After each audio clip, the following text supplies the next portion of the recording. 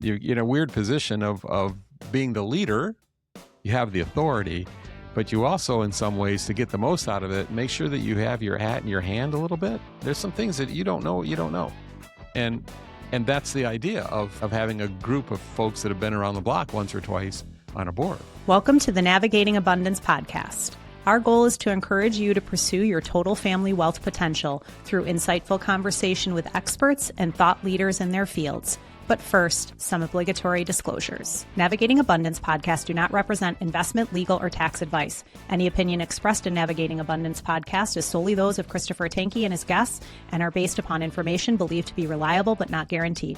Podcasts are produced for educational and entertainment purposes only and should not be considered an endorsement of the guest or the views that they hold. Information shared may not be appropriate for your personal situation. Consult a qualified advisor for guidance. Investment advisory services are offered through Strategic Financial Group, LLC, a registered investment advisor. Navigating Abundance is a trademark of Strategic Financial Group, LLC.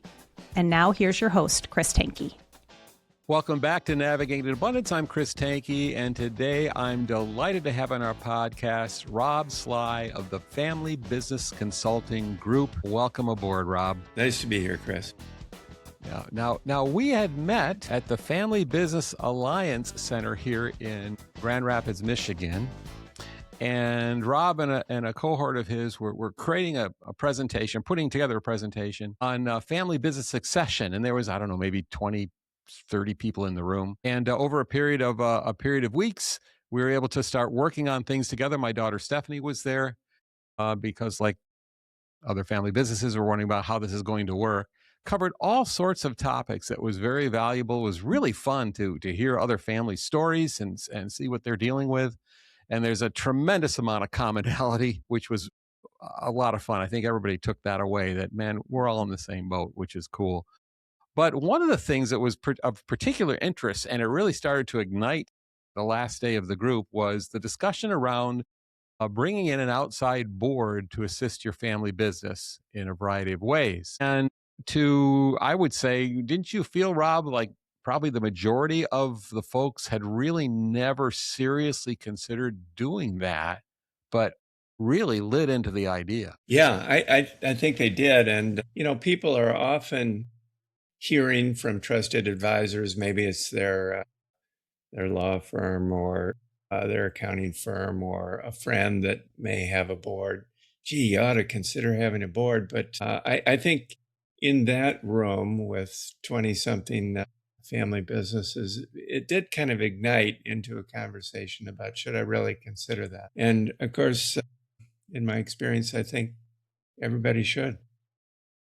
Well, yes, and you do have some experience in this area because you were with, with a company that is familiar with boards, and of course you're coaching now. But can you share with everybody your background a little bit and how your journey and how you finally landed at Family Business Consulting Group? Yeah. Our family, my great-grandfather started Sligh Furniture Company, a manufacturing company, in 1880 in Grand Rapids, Michigan. And so I'd be the fourth generation, part of the fourth generation. And, as a teenager, as teenagers do, worked in the factories that were manufacturing furniture. We also manufactured clocks. And I think at that point, working in the factories, I was figuring, boy, I don't think I want to join this family business. This is hard work. It's not maybe the kind of work I want to do. But the company and the family had decided on a rule that, irrespective of your own feelings about the matter, that you cannot join the business right after college full time. Sure, you can work as a teenager in plants, but you can't join the business full time out of college. You got to go elsewhere and earn your stripes, earn a couple of promotions, maybe if over the years there's an opening at the company that you're qualified for, you can apply. And, if you make it through the funnel towards the end, then being part of the family can be a tiebreaker. So that's how it was set up. And I ended up, after earning an MBA, working at SC Johnson, which I accepted their offer, not because they were a great family business, but because I wanted to be a brand manager. And but now looking back on my career, which is really all about family business. I'm so glad I had the opportunity to work at SC Johnson to learn about family business by being part of a family business and not a part of the family in that case. But I learned so much there. Anyway, over the years, Dad called and, said, hey, we've got this, we've got that. And one year he called, hey, I really think you ought to consider this. This is an opportunity to head up the marketing area. And of course, marketing, brand management is what I was involved with at SC Johnson. So it ended up being a great fit. And when I joined our company, Sligh Furniture Company, we had 22 shareholders. There were only 5 of those shareholders that were working in the business. So the vast majority of shareholders were outside of the business in their own careers. And, one of the things that we needed to consider was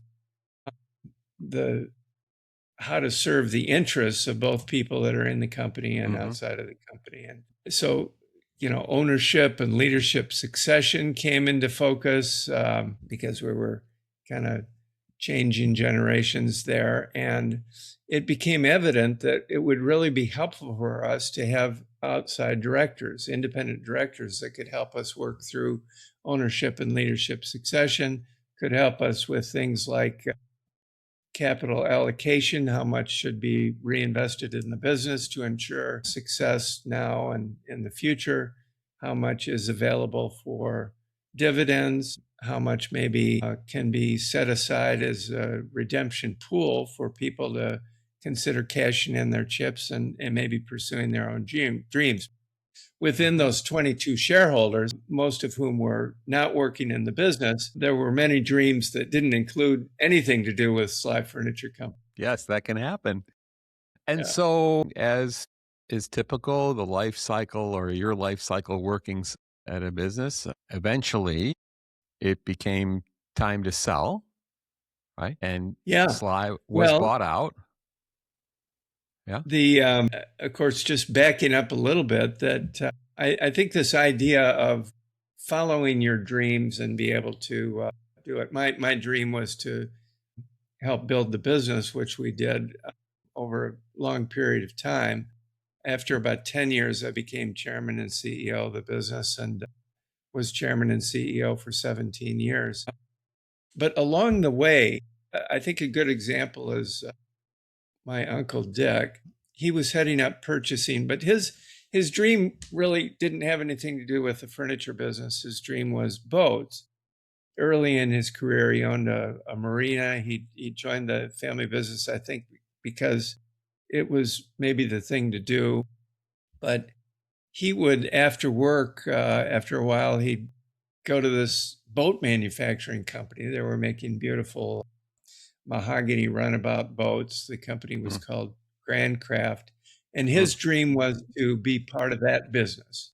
And so as we build up the ability to redeem stock, he asked, can I cash in my chips? And he sold his shares to Sligh and then used the proceeds to buy Grand Craft and was able to pursue that or be owner president of that for the rest of his career. So I think that's an example that in family business, I think, we need to develop that interest in the business, but we also need to be cognizant that sometimes the interests are outside the business.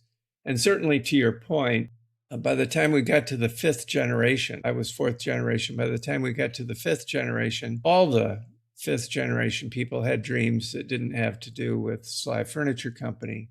And so when the company was 131 years old, we ended up selling it to another company called Lexington Home Brands in North Carolina. And by the way, it's still alive and well in its 146th year, based in North Carolina. The dream can continue on even if family members are no longer. Right. Yeah, and that we could do a whole nother podcast on how to pick the right suitor to make sure the legacy will continue on and your staff perhaps remains or whatever, because oftentimes there's great upheaval when that happened. So all of a sudden now you're out of a job. So how did you get involved with the Family Business Consulting Group? Well, it's what I call my great encore career, but the red thread in my career from, working in family-owned plants as a teen to working at S.C. Johnson to my long career at Sligh Furniture Company. It's all about family business. And so it was quite natural when a friend of mine who was a partner at Family Business Consulting Group said, hey, why don't we consider you coming into the Family Business Consulting Group? And I was very attracted to that idea, and particularly because I thought I could make a contribution in the area of family business boards. I serve on 2 family business fiduciary boards, 3 family business advisory boards, and I also chair a peer group of the chairman of family business boards. We meet 3 times a year in Chicago and exchange ideas on how to have high-performing boards with independent directors. And so I do get involved with helping facilitate family meetings, but a big part of what I do is helping people set up boards, develop high-performing boards, recruit independent directors, and so on. It's also very satisfying to coach next gens who are coming up through the business or non-family CEOs of family businesses in their endeavors. And, I find that is more and more useful as I go on. But I've been doing this now for years, and gosh, it's a real great feeling to effectively be giving back, but also have continuing purpose in life, which I think is very important for somebody to find after they retire or sell a family business. That's exactly right. Retirement is way overrated. Yeah. When your feet hits the ground, getting out of bed every day, you should have a purpose. And maybe it is, I want to shave off a few, points on my handicap. But for many of us, we need something a little more than that. And I'm glad that you've reinvented yourself. And by the way, ladies and gentlemen, if you haven't picked this up, we got just the right guy to talk to today about this. The benefits of adding a board, a lot of experience, a lot of successes, probably a few war stories. He's got it all. So let's jump into this, Rob. Those 3 questions that we outlined our time together with. I'm going to ask you the first one. As somebody listening to this is going to ask themselves, so why should I consider adding an outside board to my family business? Things are going pretty good. It sounds like a lot of work. It sounds like it could be, I don't know, a little messy. And worse yet, what if it doesn't work? So why should I consider adding one? What are the benefits? I think a very compelling reason to consider is that on average, over the long run, family business boards with 3 or more independent directors perform better. And, family businesses have a great track record of performance in any event, actually over the long run, perform better than public companies or private equity-owned companies. But the extra horsepower of having independent directors has proven to be a performance enhancement. So that's one good reason. I think also this example that I was alluding to in our own experience, I see over and over in family businesses that I consult with, and that is that the independent directors are typically trusted as objective advisors by all the people, whether they're involved in the business or outside of the business, all the shareholders. And they're fair arbiters of, important decisions like capital allocation, how much needs to be reinvested in the business versus how much can we afford to pay in dividends. Outside shareholders often say, well, gee, they're making a lot of money for those people working inside the business. How is that fair? I'm not earning any of the bonus and salary money, and they get dividends just like me. How is that fair? So independent directors can help in the form of compensation committees or even as a full board to see that compensation is pegged to the marketplace and to performance, making that fair and equitable in the eyes of all shareholders, whether inside or outside the business. Very important for family harmony. Strategy is, of course, job one of the board.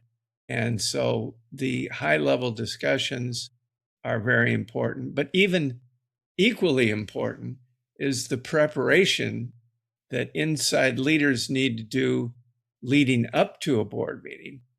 Making their thoughts concise, putting it on paper. What questions am I thinking about that are important from a high-level standpoint? Preparing for those board meeting discussions is as important as the discussion itself.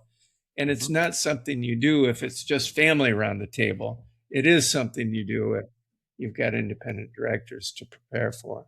So those are some of the examples, and they're pretty compelling for a lot of people who get into it. They are. And I'm thinking in terms of leadership drift, especially if you're in your own cocoon and you're the CEO. Basically, people are answering to you, and you can be as democratic as you like. But how awesome would that be for some other folks to chirp into your ear and say, hey, wait a minute, have you considered this? I've been there before. If you continue down that path, I think that you won't be as productive. You might want to reconsider whatever. So in some ways, they're going to be, they're there to prod a little bit, and they're there to inspire, and they're there to encourage, but they're also there, I think, what I'd like about it is they're there to give me some support that the decisions that are made are well thought out and through a group, not just the founder's decision. I think that would really not only keep the founder out of a lot of trouble or of making mistakes, make him more productive, but also the trickle-down effect, as you mentioned earlier, not using those words, but so valuable for folks to know that now there's a team of people, even folks that are independent of us, that are kind of agreeing with these directions and these decisions. I think that's really, really valuable. As a founder, I'd love to have that. So, yeah. Yeah. There's this word accountability that is a frightening word. Entrepreneurs particularly, but all family business owners to some degree have this feeling like, I'm in this because I love the freedom. I don't want somebody bossing me around. Mm-hmm. And it's a misunderstanding to think of a board with independent directors as bossing anybody around. In fact, the board serves at the pleasure of the majority owners. If the majority owners don't like what the board is doing and thinks it's not adding value, it's fully within their power at any time to no longer have that board. Mm-hmm. But of course, there's a balance of power. Is it if independent directors are never listened to, never heeded, they'll withdraw their support by resigning. So in reality, there's a collegial relationship, and the board is a sounding board. Here's this important question that I've been thinking about. Can you help me think this through? What are some experiences around the table that you have had that might resonate and help me make a decision? Those are the kinds of dialogues in the boardroom that are very helpful. And of course, it's a safe and confidential environment. It's one that, you can lay out all those fears and considerations that you have in making those difficult decisions. And I think when people get into that mode of collegiality, using the board as a sounding board, they find it really valuable. Yeah, that's great. And, for me, my own personal life, I want accountability often, and other times I don't want accountability. That's just the human condition. And, I think in some ways the board is going to provide that, or at least the accountability of ideas. As you say, I can dissolve the board anytime that I want. So I'm still, in control of my company, as it were. But in so doing, I'm going to lose a lot of personal growth potential and vision and wisdom for the firm. So, when you go into this, I think in some ways you're in a weird position of being the leader, being the one ultimately responsible, being the director. You have the authority, but you also, in some ways, to get the most out of it, make sure that you have your hat in your hand a little bit, because there's some things that you don't know. And that's the idea of, right, of having a group of folks that have been around the block once or twice on a board.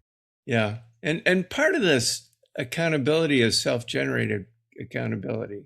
It's the board saying, well, what do you think, to the CEO, what do you think you should do about this? And the CEO says in the board meeting, well, I think I better do this. And then after the board meeting, the CEO realizes, geez, I just told the board that I'm going to do this. And now I have self-accountability. Now I feel like That's right. I've made a promise that I must fulfill. And so it's not an accountability that's imposed by someone else. It's a self-imposed accountability that one feels. It's difficult to create that on your own, that you need a group of people to hold you accountable. It's just how human beings work. It's when I promised it to others that I respect that I feel that accountability. Yeah. When I promise it to myself without promising it to others, it's not as powerful. No. That's right. This is how we work. So actually, we covered the second question. What kind of powers and oversight might an outside board represent to my family or business? I think you covered that quite well. They're working and serving at the behest of the owner, yet at the same time, they're there to tell you the truth, and they're there to help you cast vision and think through ideas. I think that their power is not legal. Their power is practical, and that's good, because I think a lot of people think of an outside board, they're like, well, I'm going to lose control of my company or whatever the case might be, and that's not how those are designed. There are boards that can be designed that way, but that's not the kind that we're talking about here. So let's say that somebody says, if I may, Chris, a lot of people think, well, maybe I ought to start with an advisory board, and that's okay. A lot of people do start with an advisory board, but they don't have any fiduciary power. So I think the consideration that a lot of people are thinking about is that I don't want the board to have power over me, which is a misunderstanding, I think, about power. But it's okay to start with an advisory board. Often it's seen as a stepping stone to a fiduciary board. In my experience, there's not much difference between a high-performing advisory board and a high-performing fiduciary board most of the time. But the one time where there is a difference is if the CEO, for example, is disabled or has an untimely death.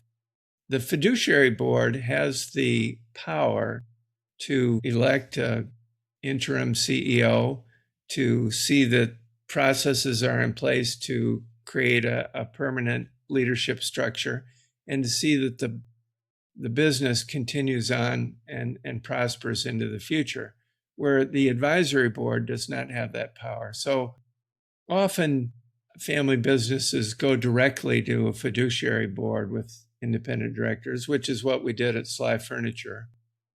And for example, for several years, I mentioned earlier that I've been facilitating this chair peer group with usually 10 to 12 chairs of family businesses per year. And I would say that about 2/3 of those chairs over the years had fiduciary boards, and about 1/3 advisory boards, which were almost without exception viewed as stepping stones to a fiduciary board. So that's kind of my take on advisory versus fiduciary. Either one is okay.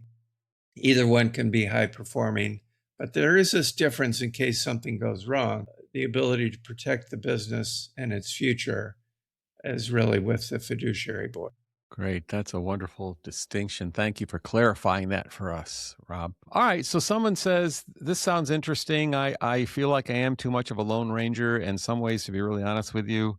I feel like I might be getting in the way even of our success. There are some issues here in this new generation, this new world, this new technology, this fast changing environment. I think it might be nice to have an outside group of folks to speak with and to meet with and whatnot. So where do I begin? Do ZipRecruiter? Do you find fiduciary board members on ZipRecruiter. How do I put together this group, and Sure. how do I make sure that when I'm doing this, that they're going to be cohesive, that they'll get along with each other, and they'll get along with me? How do you do that? Yeah. Well, I can describe how we do it when I'm engaged with a business and helping them. There are a lot of ways to do it, but if I'm involved, I review all the background about the business and talk with the leaders involved, the shareholders, the family board members, the leaders of the business, whether they're family or non-family, and get a real sense for the values, the direction of the company, what's needed. And the idea is, let's work together on creating a criteria for the types of people that we want on the board that will help support the envisioned future of the business. Mm-hmm. So, often it'll be part of the criteria. We want somebody with family business experience because it's different than, PE company or public company experience by a long shot. There are lots of things to consider that are both kind of family perspectives as well as business perspectives. So the family business experience is often part of the criteria. And then there may be some differences. Let's say you're trying to fill 3 seats. Maybe you want one with great finance, M&A, capital allocation experience. Maybe you want another one with maybe technology is important, or engineering experience. Maybe you want another one with manufacturing experience if that's part of your business, or real estate experience. And you're trying to knit together, in total, a group that the experiences cover all the points in your criteria. And then, from there, we develop a prospectus. The prospectus would take 2 forms. One is a non-confidential form. It wouldn't have any financial information, might not even mention the name of the company, but it would be one that could be broadly distributed. It'd be a problem to do so. Then there'd be a confidential prospectus. This would be for finalists who've been screened and qualified, are interested in the business. They sign a non-confidential, non-disclosure agreement, and then they're provided with this prospectus that has financial information in it and other confidential information.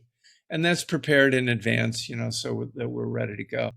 Then we start identifying candidates that meet the criteria that we've agreed upon. And the criteria is, of course, part of the prospectus.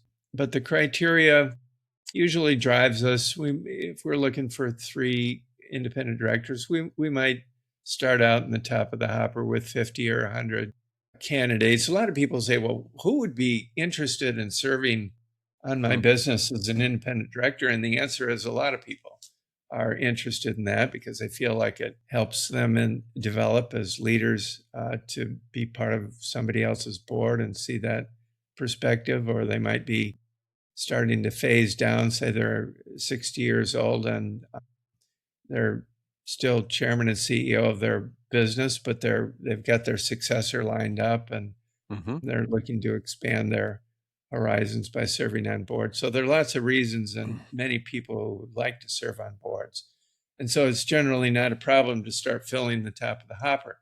But we go through a process of screening and interviewing and end up, maybe with 6 or 8 candidates that then we put in front of the family, the shareholders, to interview. And they usually bring it down to, let's say, 3 or 4 people through virtual interviews that they invite into headquarters for in-person interviews. Now, the in-person interviews, what we love to do is have them all come in at the same time. Now, this might be a little jarring to you because that's not what we do with leadership candidates. We don't bring them in at the same time. Right. But when you think about it, a board is a team. And what we're interested in is not only the individual contributions and experiences that people are bringing to the board, but also how they relate to each other. We want them to bring up differences of opinion, different ways of looking at things, but we want them to do it in a graceful way. We don't want one person to dominate and, the others to be primarily listeners. We want kind of an even give and take atmosphere. And so what we do when we bring them all together is we have individual interviews, but we also have a mock board meeting where we're grappling with a strategic issue of some kind that's real. And we observe, how do these candidates interact with each other? Is it a collegial type of environment? Is there one lord of the board and the others are kind of not able to participate? Or do they have an easy give and take with each other? And from that, we can knit together who the candidates will be and fill those seats. And then after we have those elections, they're elected to the board. Usually there's a jostling of the schedule because those new board members might not be able to make the originally planned board meeting. So the dates are lined up where everybody can go. The day before the first board meeting, probably there's some kind of a orient so that there's an even more in-depth understanding of the key issues in the business and the business itself. And I would say that it takes even a great board with great independent directors, 9 months to a year to really hit their stride and be contributing in a high value way to the business. And of course, it's something that needs to be maintained. 10 years from now, the makeup of the board will be different, or it could be, right? Sure. It's almost like developing, staff, very much so, I should say. So it's the kind of thing that, there's going to be relationships that need to be developed and trust, and that takes time. It takes effort. Your process is going to try to shorten that timeline, but in the end, that still has to develop, and that's just going to take rounds together, I would think, to be really have an effectual relationship between board and leadership. It's going to take some work, but the benefits of this, especially as you've laid out, is I think really profound. And if you're listening to this, ladies and gentlemen, and have not really considered this before, I hope that you can understand we've taken a little bit of the mystery out of it, some of the fear out of it, and laid out maybe a practical process to begin assembling one. But one thing that's very key to me is, sure, you can have your cousin Fred join and bring in Charlie, a guy that retired with you a few years back. But how much better to have, help like the Family Business Consulting Group and others can do. They've been through these processes before, and they're able to bring, I think, an independent mindset toward developing an independent board that's really going to be effectual for you. And I love to hear the process that you were using to do that, Rob, very much. As we close, we're certainly going to give some contact information for you because we appreciate what you guys do. Any closing remarks that you might have for us today? We often hear from family business people who've developed a board with independent directors. Years after they do so, they say it was one of the best decisions they ever made. Certainly we felt that way at Sligh Furniture, and a lot of people do. Yeah, I'm just thinking, even when I was in ministry for many years, we got a lot of benefit from bringing in independent boards, our oversight, our folks to, it's the exact same thing, really. It's human beings function best in teams, and it's kind of messy sometimes, it is. But we function best in teams because nobody knows it all. And as I'm fond of saying, it's really, really wise to learn from your own mistakes, but it's completely brilliant to learn from other people's mistakes. And if a board can say, hey, I tried that, Chris, here's the probability of what's going to happen. You might want to consider this. That might be worth everything just to hear that one piece of advice before, I stumble my firm across the rocks by going in a direction that I think makes sense, but haven't thought through clearly enough. How valuable is that? We all need folks gathered around us that can counsel. And that's what this board does, essentially. Rob, thanks so much. That was great. I really appreciate you. I really appreciate the work you're doing. And I think this was a wonderful interaction about how to develop a board, kind of a boot camp to do that, and why you might want to consider doing that. And I very much appreciate that. This is exactly what we wanted to bring to our audience today. So thank you, Chris. It's been a pleasure. Well, we'll continue our conversation. You've already built into my life, and I appreciate that very much with Navigating Abundance. And I just appreciate your heart to say, okay, now that I'm retired and I'm a young enough guy, I have so much experience. How do I mentor? How do I reinvest my life into people? Because you don't need to. You could be working on your handicap, Rob. But here you are talking to us. That's neat. That's what life is all about. So that's fabulous. And I'm 67. I can't see retiring any soon. I just can't see doing it. There's too many things. Younger and younger to me all the time, Chris. Yeah. Exactly. Well, ladies and gentlemen, again, thanks for tuning in to Navigating Abundance. I'm Chris Tanke with Rob Sligh of the Family Business Consulting Groups, reminding you all once again, yeah, it's a lot of work, but your family is worth it. Thank you for joining us for today's episode of Navigating Abundance. If you found this information useful or helpful in any way, let us know in the comments section below. If you'd like to see more content like this and follow our podcast, you can find us on all major podcast platforms. If you're interested in working with today's guests, you can find their information in the description of this podcast. If you'd like to know more about Navigating Abundance and how we may help you, or find more resources related to what we do, you can find those at navigatingabundance.com.